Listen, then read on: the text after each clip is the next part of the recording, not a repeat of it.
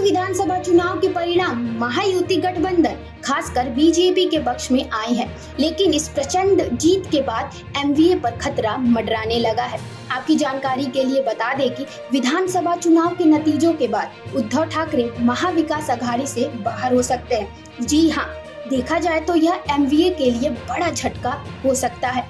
बताया जा रहा है कि उद्धव ठाकरे के सामने शिवसेना यूबीटी के नेताओं ने नाराजगी पेश की है। नेताओं के दबाव में उद्धव ठाकरे एमवीए छोड़ने का फैसला ले सकते हैं।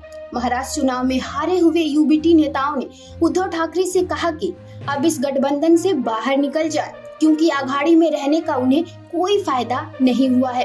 हारे हुए प्रत्याशियों ने आवाज उठाई है कि अब आगामी चुनाव उन्हें स्वतंत्र रूप से लड़ना चाहिए। दरअसल उद्धव ठाकरे ने हारे हुए उम्मीदवारों की बैठक बुलाई, जिसमें ईवीएम की गड़बड़ी को प्रमुख मुद्दा रखा गया।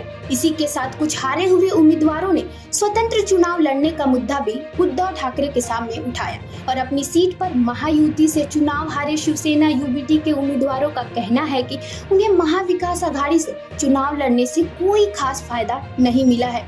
गौरतलब है कि मुंबई महानगर निगम के चुनाव होने वाले हैं और पिछले 24 सालों से उद्धव ठाकरे की मुंबई पर सत्ता रही है और इसे देखते हुए यूबीटी नेता बीएमसी चुनाव अपने बल पर लड़ने के लिए उद्धव ठाकरे पर दबाव बना रहे हैं। ऐसे में अब यह सवाल उठता है कि क्या उद्धव ठाकरे बीएमसी चुनाव स्वतंत्र लड़ेंगे?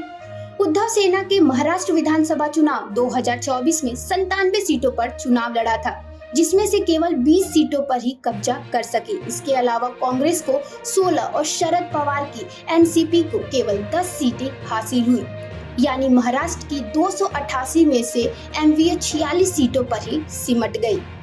उद्धव सेना ने महाराष्ट्र विधानसभा चुनाव 2024 में 97 सीटों पर चुनाव लड़ा था, जिसमें से केवल 20 सीटों पर ही कब्जा कर सकी। इसके अलावा कांग्रेस को 16 और शरद पवार की एनसीपी को केवल 10 सीटें हासिल हुई। यानी महाराष्ट्र की 288 सीटों में से एमवीए को 46 सीटें ही मिली।